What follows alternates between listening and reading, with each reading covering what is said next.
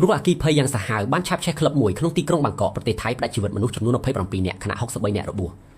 តាមការផ្សាយរបស់ថៃរដ្ឋអគិភ័យនេះកើតឡើងនៅក្លឹបនីឡាតប្រោក្បែរផ្លូវសុយឡាតប្រោលេងមួយក្នុងខណ្ឌចតុចក្រនាវេលាម៉ោង 12:02 រំលងអាធ្រាត្រឈានចូលថ្ងៃច័ន្ទទី13ខែកក្កដាឆ្នាំ2026ក្រុមពលរដ្ឋអគិភ័យបានឲ្យដឹងថាមានមនុស្សយ៉ាងច្រើនកកនៅក្នុងក្លឹបនោះពេលភ្លើងចាប់ផ្ដើមឆាបឆេះខណៈអ្នកស្លាប់ភាគច្រើនគឺបណ្ដាលមកពីថប់ដង្ហើមព្រោះផ្សែងដបិតថាស្ថានភាពអាចគ្រប់គ្រងបានក្នុងរយៈពេលកន្លះម៉ោងក៏ដោយប៉ុន្តែអ្វីគឺហួសពេលហើយដោយសារអគិភ័យរាលដាលលឿនពេក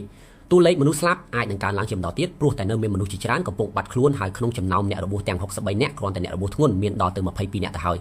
ចំពោះមូលហេតុជាបឋមក្រុមមន្ត្រីសន្និដ្ឋានថាអគ្គភ័យនេះគឺបណ្ដាលមកពីការទុសេព្រោះគេឃើញមានភ្លើងឆេះចេញពីប្រអប់ទីសង់ទ័រកន្លែងឆាកតន្ត្រីរួចក៏ដាច់ចរន្តអគ្គភ័យហើយលាន់ស្នូផ្ទុះទៀតជុំវិញរឿងនេះដែរអភិបាលក្រុងបាងកកប្រាប់ថាអណ្ដាតភ្លើងរាលដាលយ៉ាងលឿនទៅលើសម្ភារៈតុបតែងនៅលើពីដានហាងហើយផ្សែងពុលដែលភាយចេញពីការឆេះសម្ភារៈតុបតែងទាំងនោះធ្វើឲ្យប៉ះពាល់ខ្លាំងដល់ជនរងគ្រោះមកទល់ពេលនេះក្រុមសង្គ្រោះកំពុងបន្តធ្វើប្រតិបត្តិការស្វែងរកអ្នកបាត់ខ្លួនចំណែកការស៊ើបអង្កេតបន្ថែមទៀតត្រូវបានធ្វើឡើង